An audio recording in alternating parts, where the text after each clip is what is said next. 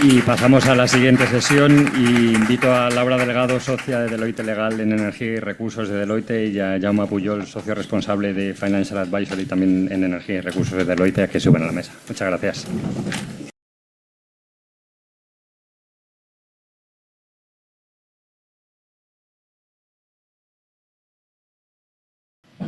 Muy buenos días a todos y gracias a Enerclub, como siempre, un año más en invitarnos a esta ponencia para analizar los principales programas de hidrógeno que tenemos actualmente en el panorama de ayudas. Comenzamos un poco con los aspectos clave que queremos analizar de lo que ha sido la segunda subasta, la parte del programa de valles de hidrógeno y también algunos otros programas o herramientas de financiación que tenemos ahora mismo en el panorama nacional y europeo.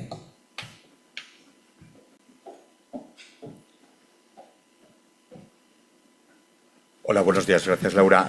Quizá para empezar, yo creo que a nadie se le escapa que, más allá de la evolución tan positiva que se ha dado en el sector en términos de voluntad de inversión y modificaciones y ajustes regulatorios y las distintas subastas, nos encontramos en el ejercicio de nuestras actividades y responsabilidades en el sector que todavía sigue existiendo una brecha o un gap bastante importante entre lo que es el precio de producción y el precio al que un comprador o un consumidor de hidrógeno y sus derivados está dispuesto a pagar. Y, por lo tanto, hay un bridge relevante en que cubrir y que debe cubrirse no solo en el ejercicio de adopción de políticas de incentivo a tanto el consumo como a la inversión, sino también en lo que refiere a la eficienciación de proyectos de producción de hidrógeno en sus distintos aspectos, ¿no? Hay una serie de elementos que nos ayudarán a cubrir esa brecha, algunos de los cuales dependen un poco de la economía de escala que se genera en el sector. Aquí hay una pescadilla que se mueve de la cola, ¿no? Cuando no inicias, pues obviamente el CAPEX es más caro, la curva de aprendizaje es más corta, y cuando vas iniciando la actividad y se va cometiendo la inversión y se va materializando, pues obviamente la curva de aprendizaje nos permite proyectar estimaciones de inversión pues más ajustadas que puedan facilitar el desarrollo de los proyectos. En uno de los capítulos importantes lo definimos como el abastecimiento de electricidad renovable, es decir, las estrategias asociadas a la alimentación del electrificador combinando energía renovable, pues son cada vez más claves. En España existe claramente una eficiencia o un potencial de eficiencia en todo lo que representa el contexto de autoconsumo y liberación de proyectos que combinen eólica, solar y baterías en aras a maximizar el factor de carga de las plantas. Estamos en una tecnología muy madura que nos permite pues ser muy ciertos sobre cuál es el factor de carga que pueden aportar esas tecnologías y a qué coste se van a dar. Todo lo que se refiere a adquisición de electrolizadores, nosotros desde Deloitte hemos estado trabajando en tratar de proyectar una curva de aprendizaje, porque uno empieza a diseñar una idea de inversión hoy, pero desde que inicia su curva o su decisión o su proyecto hasta que toma una decisión de inversión, pues estamos viendo que están transcurriendo meses y no años, ¿no? El poder anticipar cuál va a ser el coste de un electrolizador en el año 26 o en el año 27, cuando uno toma la decisión de inversión, pues va a depender mucho de cuál sea la evolución del sector en cuanto a demanda e inversión en materia de producción de electrolizadores y lo que la industria va a hacer y los apoyos que va a recibir para poder vender los electrolizadores a un coste razonable, ¿no?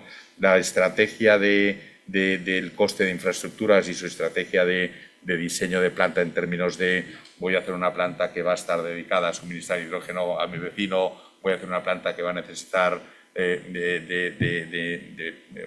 producir a través de Haber-Bosch el hidrógeno amoníaco para hacer un transporte, voy a hacer una planta que va a estar conectada a un tubo de hidrógeno a futuro, etcétera. Tiene unas implicaciones en el gap o en el coste o en el levelized cost del hidrógeno importantes y por lo tanto estas van a ser determinantes. Mayor visibilidad tengamos sobre cómo se va a desarrollar la infraestructura a futuro y para qué va a servir nuestra planta, pues obviamente son importantes, ¿no? Todo lo que tenga que ver con los riesgos asociados a los proyectos en términos de estimación de costes de desarrollo, certeza en la ejecución de los proyectos, procesos de permisología, desarrollo tecnológico y eficiencia tecnológica y certeza sobre la propia tecnología van a ser muy claves, y todo lo que tenga que ver con la mitigación de riesgos asociadas a la política del lado de la oferta o a las políticas del lado de la oferta pues también van a ser muy relevantes a la hora de poder reducir los costes, no solo en materia de subsidios a la producción de hidrógeno, como estamos viendo con los mecanismos de apoyo de los valles de hidrógeno y tal, y del Banco del Hidrógeno, sino también asociadas a incentivar el desarrollo industrial y el desarrollo tecnológico a través de apoyo a la innovación y soporte al desarrollo industrial del sector, ¿no?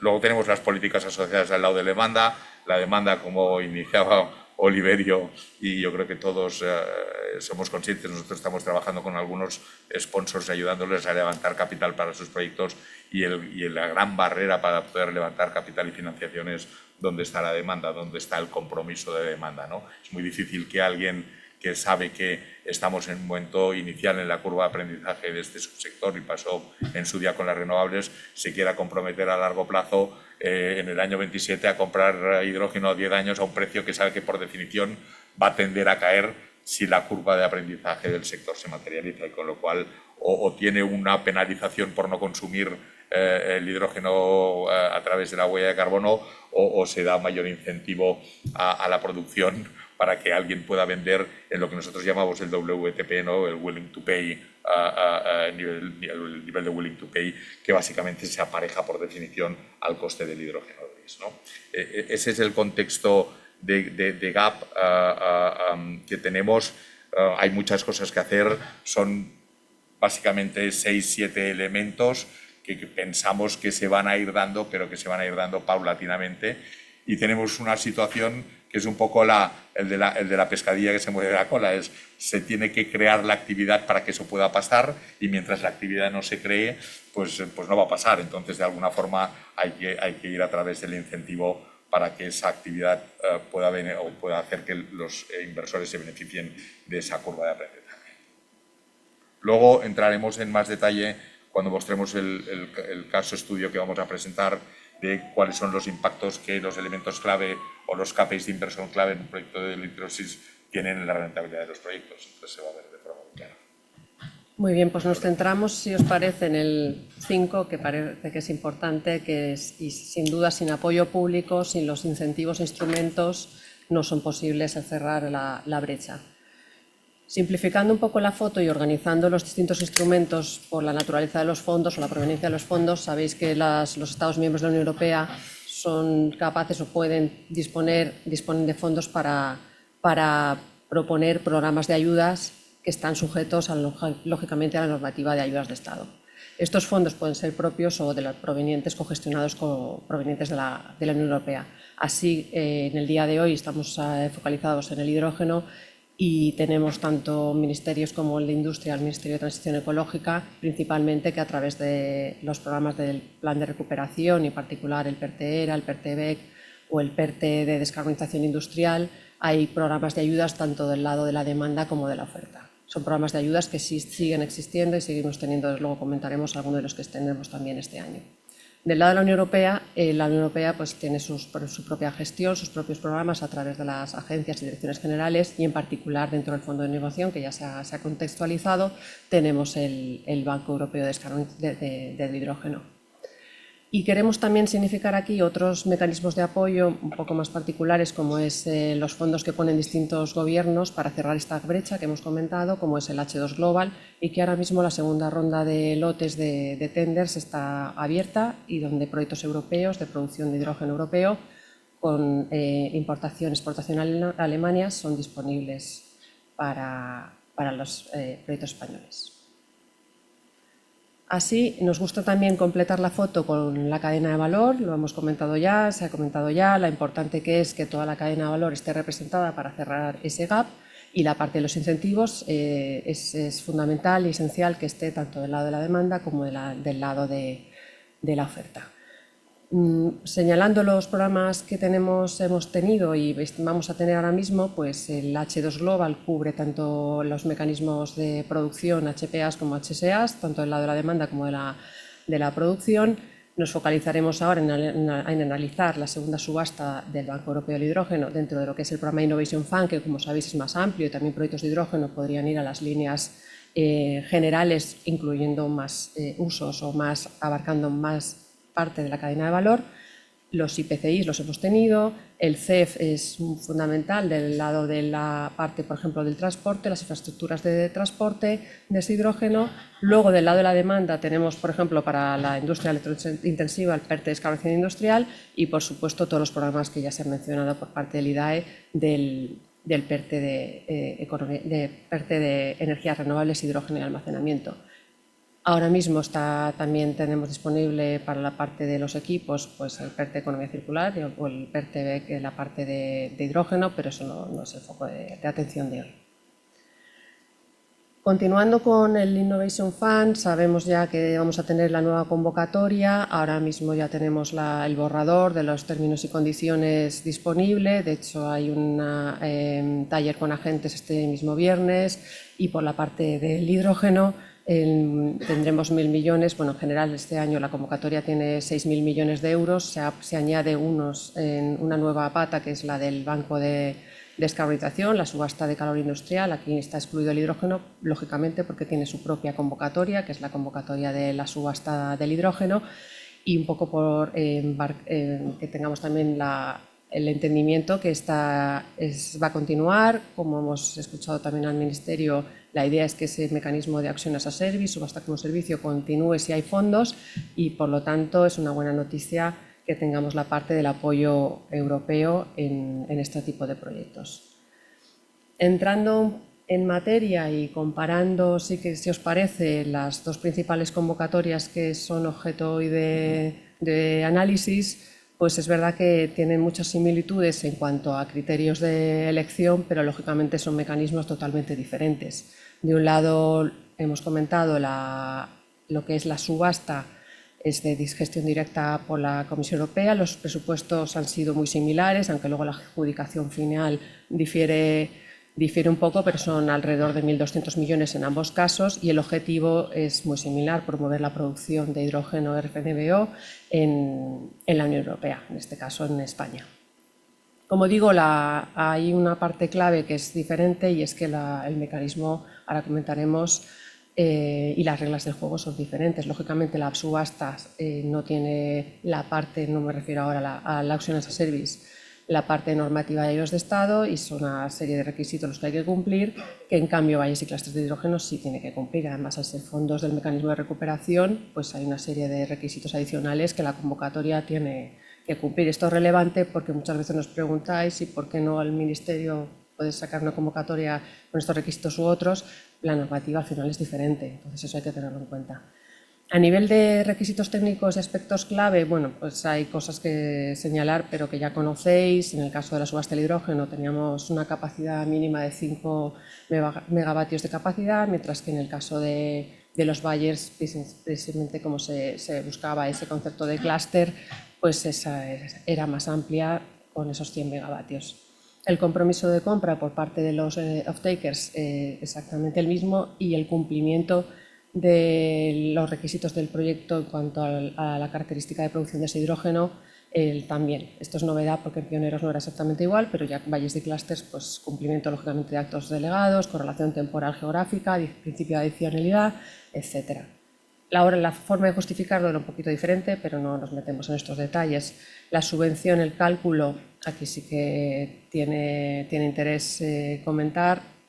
Conocéis todos que la subvención, en el caso de la ayuda, se calculaba en el caso de la subasta como una prima fija en euros por kilogramo de hidrógeno renovable producido durante 10 años de funcionamiento del electrolizador, y en el caso de valles de hidrógeno, pues por euros megavatio. Es verdad que nada que ver luego el criterio o el concepto de mecanismo de instrumento a la hora de adjudicar las ayudas. En el caso de la subasta, pues tiene cierta controversia un poco cómo se asignan por ese mecanismo de bid price, donde pujamos al final, tras cumplir una serie de requisitos técnicos y financieros, Si nuestro proyecto pasa, se somete a un cribado por precio. En el caso de Valles, pues vamos por la concurrencia competitiva habitual de este tipo de programas, donde los proyectos compiten por unos criterios económicos y técnicos. Es verdad, si bien que el criterio económico era relevante en cuanto a puntuación, pero bueno, también tiene sentido que la parte financiera y económica de estos proyectos sea una componente a un criterio, porque da seguridad y viabilidad o sensación de viabilidad y madurez al proyecto. Por parte del resto de requisitos, yo creo que los conocéis, pero sí que también la parte de el cumplimiento o los criterios documentales, el proceso también ya hemos señalado que no es exactamente igual. En el caso de los programas europeos, pues hay un inicio de documentación importante que presentar, pero es luego cuando tenemos, muchos ya lo habéis conocido, cuando entramos dentro de la invitación a firmar el Grant Agreement, cuando comienzan los requerimientos de la Comisión Europea, en los que hay que materializar, lógicamente con detalle, técnica, financieramente y a nivel de permisos, cómo vamos a acometer ese proyecto hasta la firma del Grant Agreement, donde se sustentan todos estos puntos. En el caso de los programas nacionales, normalmente lo más habitual es que toda esa documentación ya nos la requieran en la solicitud, con lo cual tengamos que presentar todos estos aspectos con la contundencia y consistencia suficiente. En cualquier caso, nosotros recomendamos en la solicitud también del caso europeo y con un proyecto sólido que tenga esa madurez financiera, viabilidad técnica, económica, porque si no, luego en los siguientes pasos vamos a tener problemas. Los pagos de la ayuda yo creo que es un punto importante, porque al no ser compatibles desde el lado de la ayuda de Estado con la ayuda europea, pues también es un criterio que a veces ha pesado a la hora de elegir para aquellos proyectos que habéis tenido la suerte de tener los dos programas aprobados para vuestro proyecto. Pues es verdad que el caso de Valles, con la posibilidad de solicitar un anticipo del 100%, pues los flujos de caja pueden ser más interesantes que en el caso de la subasta, donde tenemos que esperar a que se liberen los pagos de manera semestral según vayamos produciendo hidrógeno. Quería añadir también una breve explicación para aquellos que tengáis interés de este mecanismo alternativo de producción de hidrógeno, de cerrar la brecha con la que iniciamos la presentación, que es el mecanismo que GENCO promueve a través de fondos de distintos gobiernos, como conocéis el H2 Global, y que ya en la primera ronda se sacaron 3 lotes de moléculas de amoníaco, metanol y SAF. Este caso era solo para países terceros, entonces la producción tenía que ser de países terceros para venta y exportación a Alemania, pero tenemos ahora una segunda ronda con los lotes abiertos para las distintas geografías, y en el caso del lote global con la posibilidad de que la producción sea en espacio europeo, salvo los 2 países que están poniendo los fondos, y lógicamente para exportar, para vender y exportar a Alemania. Es un mecanismo que viene y nace para cerrar la brecha directamente. GENCO asume esa brecha mediante fondos de distintos gobiernos, y yo le vendo el hidrógeno a GENCO, y GENCO, gracias a esa brecha que la cubren, como digo, los gobiernos, se lo vende a la demanda. Simplificando un poco la foto, en el caso de los primeros lotes, así es un poco como quedaría la foto. Yo tengo un proceso es basado en competencia, también es un mecanismo de subasta, solo hubo un adjudicatario en el caso de amoníaco, lo conocéis, y es un proceso en el que GENCO adquiere hidrógeno derivado o las moléculas en el caso de estos lotes. Luego veremos que en la subasta global no es exactamente el mismo caso, durante 10 años, y se firma, aquí sí, un HPA. Se firma el HPA con GENCO. GENCO, a su vez, abre la parte de las tenders del lado de la demanda, y en esos lotes se asignan a distintos offtakes, transporte, industria, energía, mediante firmas de HSAs entre GENCO y estos terceros, la parte de la demanda, con lo cual se cubre la brecha, la asume GENCO. GENCO no es más que una agencia que lo organiza, pero que viene con fondos, en este caso en el inicio eran fondos alemanes, pero ahora veremos que se han ido sumando otros gobiernos. Ahora mismo tenemos la segunda ronda, como digo, abierta para las geografías. En el caso de las geografías, solo son proyectos de esas geografías las que pueden participar con exportación a Alemania, y son para distintas moléculas y son con fondos en el caso del gobierno alemán, para las geografías, como digo. En el caso del lote global, aquí puede participar todas las geografías, incluido Europa, salvo las dos geografías que ponen el dinero, como digo, que son Países Bajos y Alemania. Y es para exportación siempre a Alemania. Lo que pasa es que en la tender global solo es para producción de hidrógeno. Si se permite el mecanismo, por ejemplo, el amoníaco como vector de transporte. Eso sí es importante. Hay ahora mismo una tercera ronda, está pendiente Canadá, Australia y Europa, que pongan también fondos a disposición de Ginkgo, y es algo que será en la siguiente noticia. Veis ahí los presupuestos, pero no me detengo. Un poco para completar la foto, creo que es relevante en aquellos proyectos que tengáis más internacionales. Y nos metemos ya casi dando continuidad, y antes del caso de estudio, a lo que van a ser las siguientes mesas. En los resultados ya se han comentado, no nos vamos a detener, pero que tengáis aquí la foto de la segunda ronda, la segunda subasta del hidrógeno.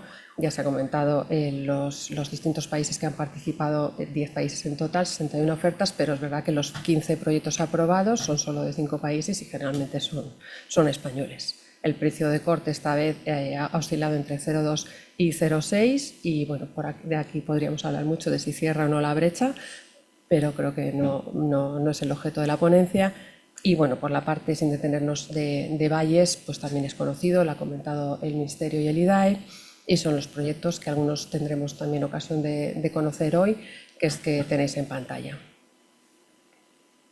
Y ya para finalizar, Jaume, pues comentamos yo creo que es interesante cómo lo vemos también del lado de los números. Muy bien, gracias, Laura. Bueno, vamos a ver, lo primero, a dar disculpas por la ensalada de números que vais a ver. Siempre es difícil explicar una slide en donde lo que son prácticamente solo son números, pero bueno, lo que pretendemos representar es un ejercicio ilustrativo de un proyecto razonablemente real en el que hemos trabajado, entre muchos otros, establecer un caso de inversión y un análisis de sensibilidad asociado a ese caso de inversión en función de la eficiencia del electrolizador, en función del número de horas de funcionamiento, en función del coste energético y en función del nivel de apalancamiento. Los números que veréis en las siguientes slides básicamente lo que representan son sensibilidades a TIR de proyecto para que uno tenga más o menos una forma de forma más o menos rápida fotografiar en qué nivel de expectativa de retorno puede estar en función de cuál es el precio de venta, cuál es la eficiencia, cuál es el coste energético y cuál es el factor de carga de la inversión. El caso básicamente es un caso de un proyecto que tiene 200 megavatios de electrólisis, que tiene una estimación de entrar en decisión de inversión en el año 26, que tiene una estimación de 2 años entre decisión de inversión y commissioning o entrada en explotación, y que tiene una vida útil estimada de 30 años, ¿no?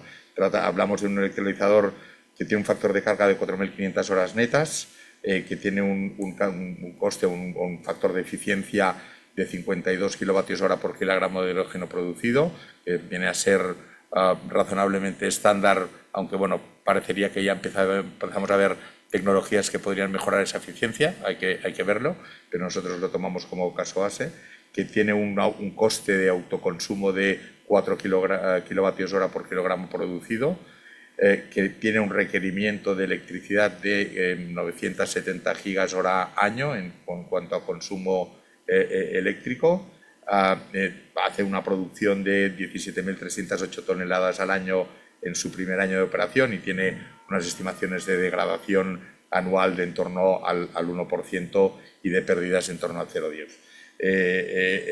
La estrategia de suministro eléctrico se diseña en base a una planta fotovoltaica de 105 megavatios con 1.900 horas de funcionamiento, una planta eólica de 195 megavatios con 2.500 horas de funcionamiento y un curtailment por hibridación de en torno al 15%, suministrando un volumen de electricidad de 586 gigavatios hora. Es básicamente el 60% del consumo, la necesidad de consumo eléctrico de la planta en una estrategia de autoconsumo, lo que le permite ahorrarse los peajes y costes de transporte y, por lo tanto, obtener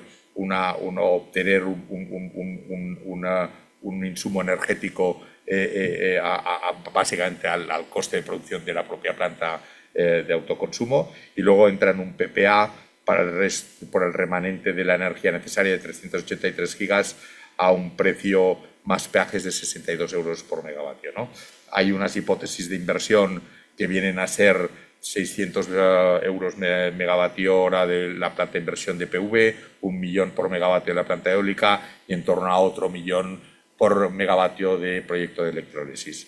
Con todo esto y toda la combinación de costes de operación y mantenimiento, que solemos utilizar de forma bastante estándar, en torno a 2.100 euros por megavatio en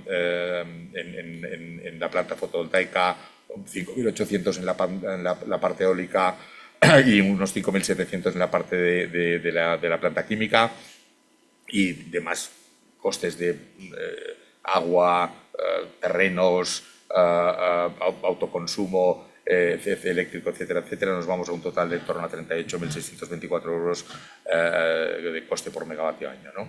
Esta planta es una planta que tendría a un WACC del 7% un coste, un levelized cost de producción de hidrógeno de 5,42 euros, y estimamos en nuestro caso base una venta del hidrógeno de 5,5 euros por kilo, ¿vale?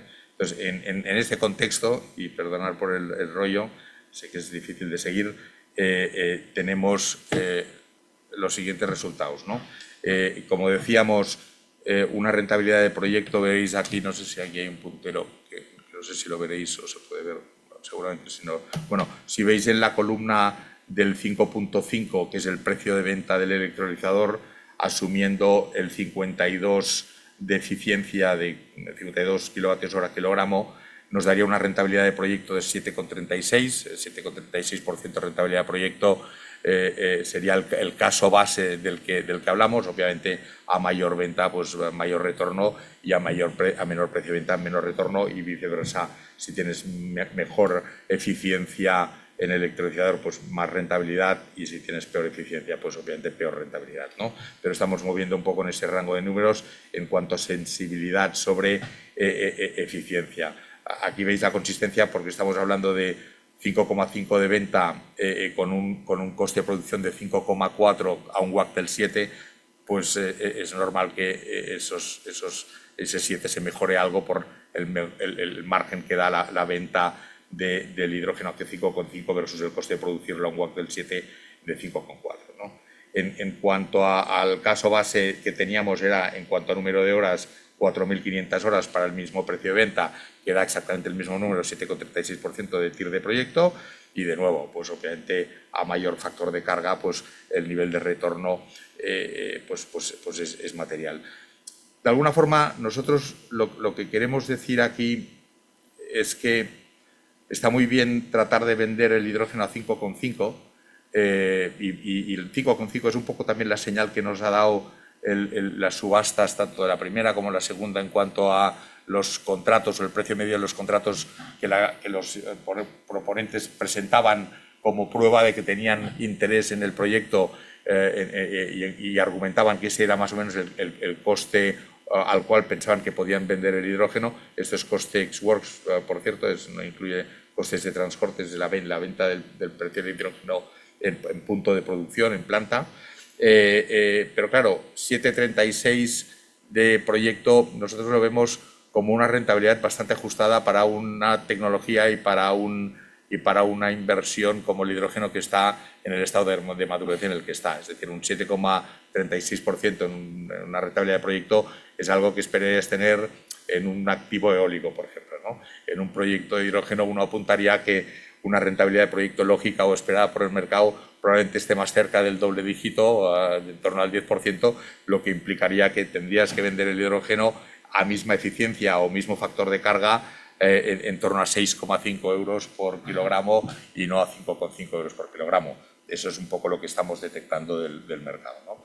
El otro KPI importante en cuanto al análisis es el precio de la energía. Aquí estamos hablando de un 62 euros megavatio hora para un volumen del 40% del consumo de la planta, que nos lleva a un precio de venta de 5,5, de nuevo al 7,36 de rentabilidad, y obviamente el coste energético es un factor súper importante a la sensibilidad de la rentabilidad del proyecto, de forma que cuanto más autoconsumo se tenga en una planta de producción de hidrógeno, pues obviamente mejor va a ser la rentabilidad. Si estamos pensando, por ejemplo, aquí en el caso de venta 5,5, que un autoconsumo te podría estar dando un coste energético de en torno a 28 euros por fotovoltaica y a 33, 34 por eólica, si no aíslas en un esquema de tolling la producción renovable con la del electrolizador, es decir, que estás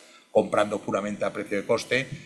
El precio medio de coste levelized cost of energy para una PV que puede estar en torno a 27, 28, 29 euros, una planta como la que hablamos, y el de la eólica que puede estar en 32, 31, 32, pues claro, estás comprando a unos precios muy eficientes que te permitirían lanzar la rentabilidad de una forma material, ¿no? Por lo tanto, cuanto mayor autoconsumo podamos tener en la planta, pues mucho mejor.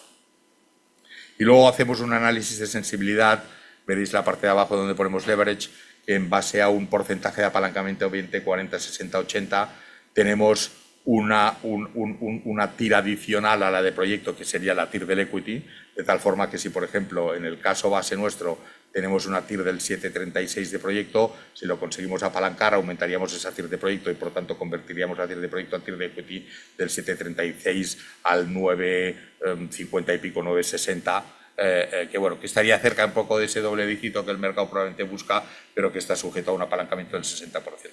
Yo creo que no sé si merece la pena que hablemos sobre las dificultades que existen hoy en día para poder levantar project finance en el sector, que todavía pues son muy tímidas, si bien hay mucho trabajo que se está haciendo de cómo poder estructurar soluciones de financiación a largo plazo en esquemas de estructuras sin recurso. Tenemos todavía unas barreras importantes, no solo la del off-take como tal, pero asumiendo que existe un off-take, este off-take tiene que ser bancable, como pasa en el mercado de PPAs. Luego necesitas de un off-take que tenga un investment grade, necesitas de una estructura de compra de take or pay que sea bancable y que, por tanto, sea válida para el banco.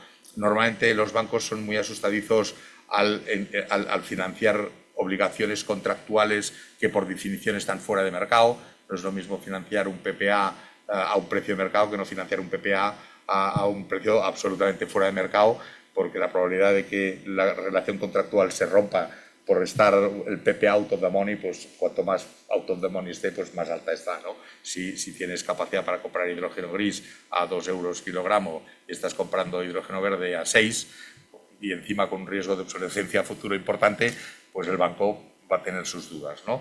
En la parte técnica, no mencionar que la capacidad de certificar la eficiencia por parte de los fabricantes pues es todavía incipiente. Hay pocos certificadores que tengan la capacidad de decir, oye, esta planta va a funcionar durante este plazo a esta eficiencia, con estas pérdidas o con estas degradaciones. Por lo tanto, es un camino que todavía va a costar, y ese es otro elemento yo creo que es importante en términos de apoyo público, que los stakeholders públicos pues piensen, como han hecho, por ejemplo, desde el Banco Europeo de Inversiones, en apoyar soluciones para dar garantías a off-takers de energía para poder promover la contratación de nuevos PPAs, ¿no? Que facilite mecanismos de soporte a la contratación de compra de hidrógeno que den confort para que el banco pueda financiar en esas bases, ¿no?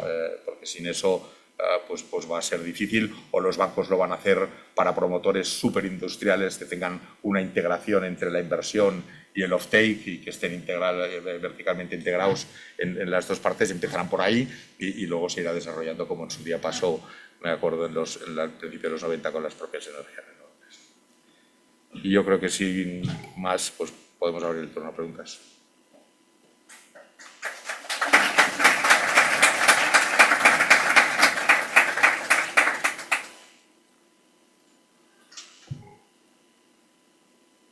Y si no, yo creo que ahora tenemos un café, con lo cual se abre también el diálogo.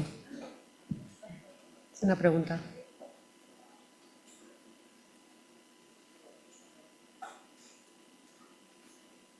Gracias, Álvaro López Peña, responsable de Relaciones Institucionales de Alquimia. Relacionado con la pregunta que hacía Pablo antes a Santiago y a Isidoro, y también habéis hablado de H2 Global, efectivamente vemos que es un mecanismo muy interesante, la subasta doble, ¿no?, por el lado de la oferta y de la demanda.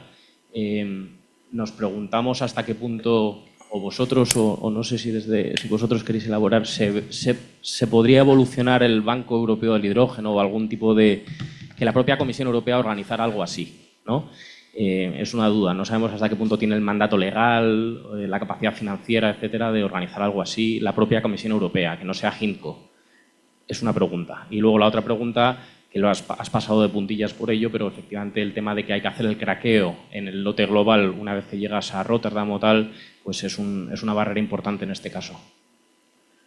Empiezo por la segunda. Es verdad que las condiciones y requisitos del funcionamiento de cada uno de los instrumentos y lotes los ponen los gobiernos que adjudican los fondos. Entonces, aquí son los requisitos que se están definiendo. De hecho, todos los requisitos que debe cumplir, no hemos entrado ahí, el propio proyecto para entrar a la subasta, vienen definidos por los gobiernos que ponen el dinero.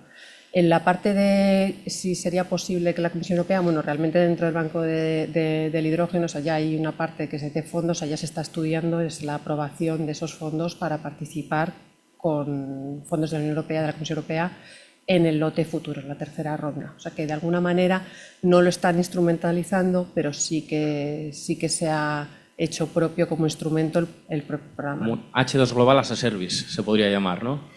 Podría ser, efectivamente. No sé si... Gracias.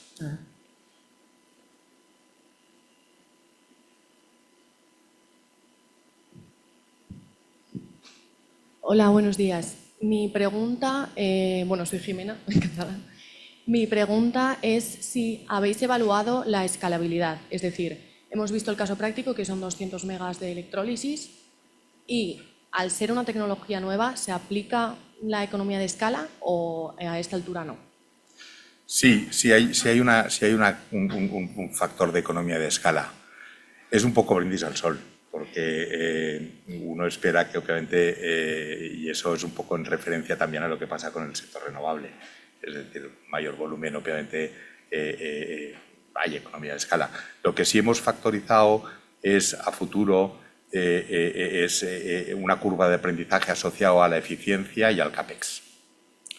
Entonces, básicamente en base a informes y en base a hablar con fabricantes y productores, etcétera, se generan unas estimaciones de decir, si voy a hacer mi análisis de inversión, pero voy a llegar a una decisión de inversión el año que viene o el siguiente, porque estoy en proceso de desarrollo y estoy con los terrenos, estoy viendo un poco qué diseño de planta estoy haciendo, etcétera, aplicamos unos descuentos a lo que es la estimación del CAPEX del día en base al FID, y aplicamos unos descuentos a la eficiencia, que son quizás dos de los elementos que tienen mayor incidencia en la rentabilidad del proyecto. Y hemos llegado a pasar en el 52, que lo tendríamos quizá ya a fecha de hoy, pues para FIDs al 26-27 estamos hablando ya de factores de eficiencia en torno a 50, 49. Muchas gracias. Pero de nuevo, es lo que llamo yo PowerPoint Financing, que es un poco una estimación que tiene su ciencia detrás, pero que es como decir cuál va a ser el precio del pool en el año 34, ¿no? Pues podemos hacer estimaciones, pero probablemente no será el que digamos que es.